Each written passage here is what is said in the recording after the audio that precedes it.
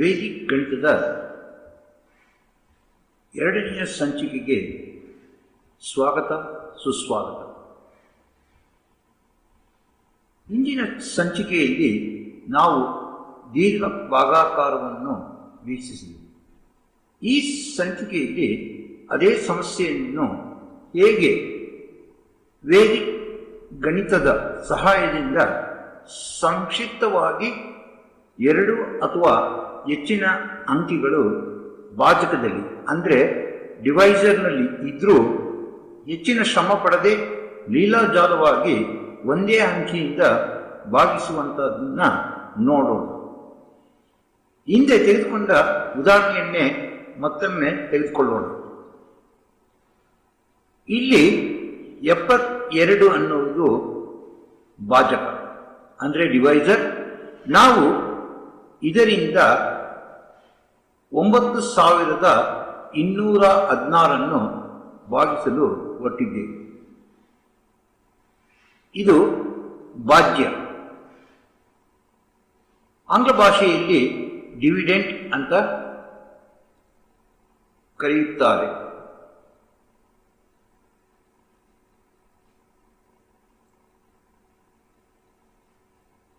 ಇದರಲ್ಲಿನ ವಿಶೇಷತೆ ಏನಂತ ಹೇಳಿದ್ರೆ, ನಾವು ಒಂದೇ ಹಂತದಲ್ಲಿ ಅಂದರೆ ಸರಳ ರೇಖೆಯಲ್ಲಿ ಒಂದೇ ರೇಖೆಯಲ್ಲಿ ಭಾಗಲಬ್ಧವನ್ನು ಪಡೆಯುವುದನ್ನು ನೋಡ್ತೇವೆ. ಈಗ ಮೊದಲಿಗೆ ಭಾಗಾಕಾರ ಮಾಡುವ ಮುನ್ನ ಇಲ್ಲಿರ್ತಕ್ಕಂಥ ಭಾಜಕವನ್ನು ಪರಿಗಣಿಸೋಣ. 72 ತೆಗೆದುಕೊಂಡು ಇದನ್ನ ನಾವು ಘಾತಾಂಕ ರೂಪದಲ್ಲಿ ವ್ಯಕ್ತಪಡಿಸೋಣ. ಇದರಲ್ಲಿನ ಎಡಭಾಗದ ಮೊದಲ ಅಂಕಿಯಾದ 7 ಪಾದವನ್ನಾಗಿ ಬರ್ಕೊಳ್ಳೋಣ. ಎರಡನೇ ಅಂಕಿ 2 ಘಾತವಾಗಿ ಬರ್ಕೊಳ್ಳೋಣ. ಆಂಗ್ಲ ಭಾಷೆಯಲ್ಲಿ ಈ 7 ಬೇಸ್ ಅಂತ ಕರೆಯುತ್ತಾರೆ. ಅದೇ ಇದನ್ನ 3 ಪದಗಳಲ್ಲಿ ಇಂಡೆಕ್ಸ್, ಪವರ್ ಅಥವಾ ಎಕ್ಸ್ಪೋನೆಂಟ್ ಅಂತ ಕರೀತೇವೆ.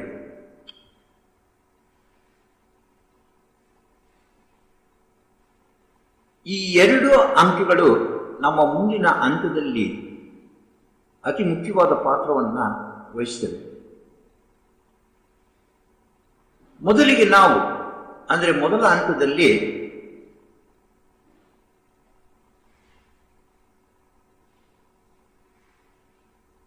ಭಾಜ್ಯದ ಮೊದಲ ಅಂಕಿ ಅಂದರೆ 9 ತೆಗೆದುಕೊಳ್ಳೋಣ. ಇದನ್ನ ಘಾತಾಂಕ ರೂಪದಲ್ಲಿ ಬರೆದಿರ್ತಕ್ಕಂಥ ಭಾಜಕದ ಪಾದವನ್ನ ಈ ಒಂದು ಭಾಗಾಕಾರಕ್ಕೆ ಭಾಜಕವನ್ನಾಗಿ ಬರೆದುಕೊಳ್ಳೋಣ.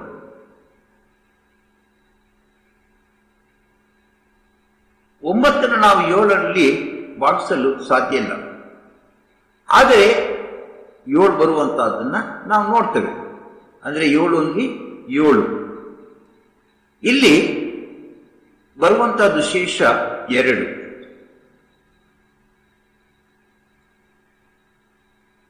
ನಾವು ಈ 1 ಭಾಗಲಬ್ಧದ ಭಾಗವಾಗಿ ಇದು 9 ಕೆಳಗೆ ಬರ್ಕೊಳ್ಳೋಣ. ಇದು ಭಾಗಲಬ್ಧದ ಮೊದಲನೆಯ ಅಂಕಿ. ಇಲ್ಲಿ ದೊರೆತಂತ ಶೇಷ 2 ಈ 2ರ ಪಕ್ಕದಲ್ಲಿ ಬರೆದುಕೊಳ್ಳೋಣ. ಇಲ್ಲಿ ನಮಗೆ ಹೊಸ ಸಂಖ್ಯೆ ಅಂದರೆ 22 ಬಂದಿದ್ದನ್ನ ನಾವಿಲ್ಲಿ ಕಾಣ್ತೇವೆ. ಈ 22 ತೆಗೆದುಕೊಳ್ಳಿ. ಈಗ ನಾವು ಹಿಂದೆ ಹೇಳಿದಂತೆ ಈಗ ಈ ಘಾತದ ಪಾತ್ರ ಈ 2 ತಗೊಳ್ಳಿ. 2 ತಗೊಂಡು ಭಾಗಲಬ್ಧದ ಈ ಅಂಕಿಯಾದ ಒಂದನ್ನ ಈ ಎರಡರೊಂದಿಗೆ ಗುಣಿಸಿ. ಇದನ್ನ ಸರಳಿ ರೂಪಗೊಳಿಸಿದಾಗ 22 - 2 ನಮಗೆ 20 ಬರುವುದನ್ನ ನೋಡ್ತೇವೆ. ಈ ಹಂತ 2ರಲ್ಲಿ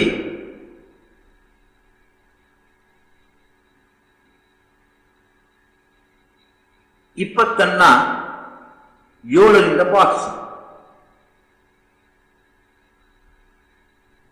7 20ನ್ನು ಭಾಗಿಸುವುದಲ್ಲೂ ಸಹ 20ಕ್ಕೆ ಸಮೀಪದ ಗುಣಲಬ್ಧ 14 ಬರುವಂತಹದ್ದನ್ನ ನಾವು 7ರಿಂದ ಗುಣಿಸಿದಾಗ ನೋಡ್ತೇವೆ. 7 2 14, 2ನ್ನ ಭಾಗಲಬ್ಧವಾಗಿ ಬರ್ಕೊಳ್ಳಿ, ಹಾಗೂ 6ನ್ನ ಶೇಷವಾಗಿ ಬರುವಂತಹದ್ದನ್ನ ನೋಡ್ತೇವೆ. ಹಿಂದೆ ಮಾಡಿದಂಥ ಹಂತವನ್ನೇ ಅನುಸರಿಸಿ ಬಂದಂತ ಭಾಗಲಬ್ಧ 2ನ್ನ 22ರ ಕೆಳಗೆ ಬರ್ಕೊಳ್ಳಿ. ಈ ಶೇಷ 6ನ್ನ 1ರ ಪಕ್ಕ ಬರೆದುಕೊಳ್ಳಿ. ಈಗ ಹೊಸ ಸಂಖ್ಯೆಯಾದ 61ರಿಂದ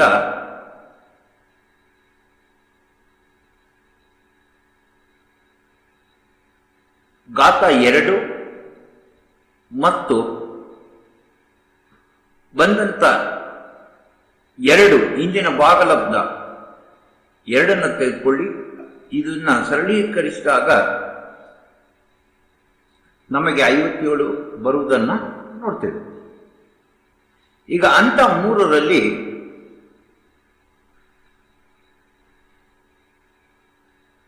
ಬಂದಂತ 57ನ್ನ ತೆಗೆದುಕೊಳ್ಳಿ. ಹಿಂದೆ ಮಾಡಿದಂತೆ ಪಾದ 7ನ್ನ ತೆಗೆದುಕೊಳ್ಳಿ.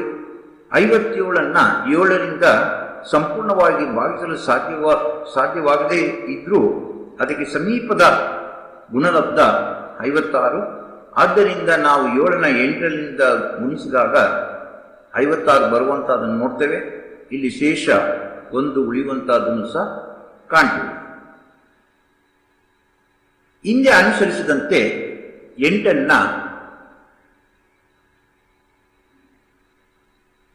61ರ ಕೆಳಗಡೆ ಬರ್ಕೊಳ್ಳಿ. ಇದು ಭಾಗಲಬ್ಧದ 3ನೆಯ ಅಂಕಿ. 1ನ್ನ 6ರ ಪಕ್ಕ ಬರ್ಕೊಳ್ಳಿ.